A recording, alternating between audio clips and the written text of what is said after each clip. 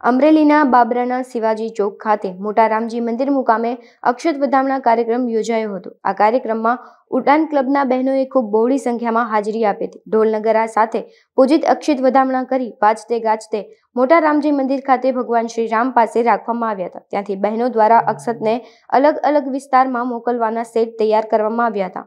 નાની બાળાઓએ કળશ માથે લઈ મંદિર સુધી સામૈયા કર્યા હતા અને આ કાર્યક્રમમાં પૂરા બાબરા નગરમાંથી દરેક હિન્દુ સમાજના આગેવાનો આવ્યા હતા। આગામી દિવસોમાં ઘર સુધી અક્ષત આમંત્રણ પત્રિકા અને રામ ભગવાનની છબી પહોંચે એ માટે નગરના અલગ અલગ વિસ્તારના આગેવાનોએ પત્રિકાઓ અને અક્ષત આપેલ હતા। આ કાર્યક્રમમાં સર્વે હિન્દુ સમાજ અને જ્ઞાતિજન તથા વિશ્વ હિન્દુ પરિષદ, બજરંગ દળ સહિતના આગેવાનો ઉપસ્થિત રહ્યા હતા।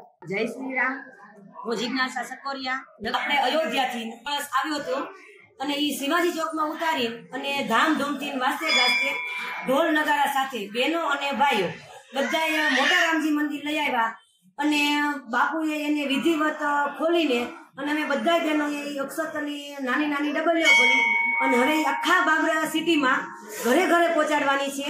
એટલે જે અક્ષત આપણે અયોધ્યાથી પૂજા કરી આવ્યા છે એ આપણા ઘરે પણ મંદિરમાં રાખી શકાય અને આપણે ત્યાં તો નથી જઈ શકતા પણ એ અક્ષત આપણા મંદિરમાં રાખીને એનું આપણે પૂજન કરી શકીએ છીએ। જય શ્રી રામ, નમસ્તે। હું ઠક્કર ધારા રામ સેવક અહીંયા આજે અયોધ્યાથી અક્ષત આવેલા છે। અક્ષત અમે શિવાજી ચોકમાં પધરાવેલા અને ત્યાંથી વાજતે ગાજતે ઢોલ નગારા સાથે અમે રામજી મંદિરે લઈ આવ્યા। મોટા રામજી મંદિરે અમારા ભાગ્ય કે આજે અમને સેવાનો મોકો મળ્યો છે। આજે અમારા નસીબ એટલા રામ ભગવાનના ચરણોમાં અમારું સૌભાગ્ય છે કે અમને આટલો સેવાનો મોકો મળ્યો કે આ ચોખાની ડબીઓ ભરી ભરી અમારે ઘરે ઘરે પહોંચાડવાની છે। તો આ ડબીઓ પહોંચાડી અને આપણે પૂજા મંદિરમાં રાખવાની છે। તો પૂજા મંદિરમાં રાખી આપણે અયોધ્યા ન જઈ શકીએ તો કઈ નહીં, આપણને આટલો સેવાનો મોકો મળ્યો એ પણ આપણું સૌભાગ્ય છે। એટલે આપણે આપણું સૌભાગ્ય માની અને આટલો સેવાનો મોકો લઈ અને અહીંથી આપણે રામ ભગવાનને પ્રાર્થના કરીએ કે બધાને સુખ સમૃદ્ધિ આપે, સંપત્તિ આપે, ધન ધાન્ય સંપદા આપે। અને આજે ઉડાન લેડીઝ ક્લબ દ્વારા આ આયોજન કરાયેલું અને ઉડાન લેડીઝ ક્લબે અમને પ્રેરિત કર્યા।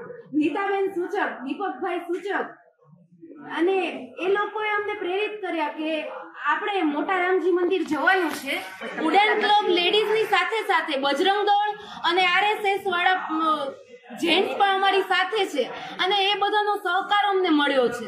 એ બધાના સાથ સહકારથી અમે આજે સેવાનો લાભ લીધો, એ બહુ સારો વાત છે અમારા માટે। જય શ્રી રામ।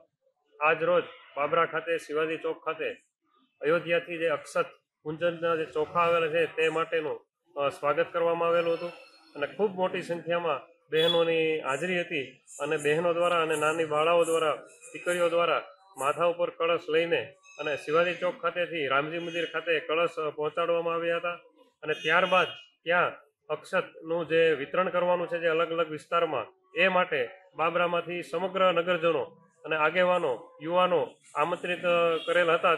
તેઓની હાજરી હતી તથા પોતપોતાના વિસ્તારમાં અક્ષત પહોંચાડવા, ઘરે ઘરે પૂજન માટે પહોંચાડવા એ માટે ત્યાંથી વિતરણ કરવામાં આવેલું હતું અને આવતીકાલથી સમગ્ર બાબરામાં ઘરે ઘરે અક્ષત પહોંચાડવામાં આવશે તથા આવનાર 22 જાન્યુઆરીના રોજ જે ભગવાન શ્રી રામની પુનઃ સ્થાપના થઈ રહી હોય અયોધ્યા મંદિર ખાતે અને અયોધ્યા મંદિરની જે પુનઃ નિર્માણ થઈ રહ્યું હોય એ માટે એક દિવાળીનો માહોલ ઊભો થયો હોય ત્યારે સમગ્ર ભારતમાં ખૂબ સરસ મજાનું આ આયોજન થવા જઈ રહ્યું છે। ત્યારે બાબરામાં પણ તાપડી આશ્રમ ખાતે, જલારામ મંદિર ખાતે, મોટા રામજી મંદિર, નાના રામજી મંદિર અને કપિલા હનુમાનજી મંદિર તથા વિવિધ મંદિરોમાં નાના મોટા આયોજન થવા જઈ રહ્યા છે, જે માટેની ગઈકાલે પણ બેઠક મળેલી હતી અને આવનાર સમયમાં આ હરેક જગ્યાએ ઘરે ઘરે અક્ષત પહોંચાડવામાં આવશે તથા 22 જાન્યુઆરીના રોજ ઘરે ઘરે આ રીતનું એક દિવાળીનો માહોલ ઊભો થાય અને બહેનો દ્વારા રંગોળીનું આયોજન કરવામાં આવે તથા દીપ પ્રાગટ્યનું આયોજન કરવામાં આવે તેવું સમગ્ર જનતાને પણ દેશમાંથી આખે પૂરા દેશને અયોધ્યાથી આહવાન કરવામાં આવેલું છે। જય શ્રી રામ।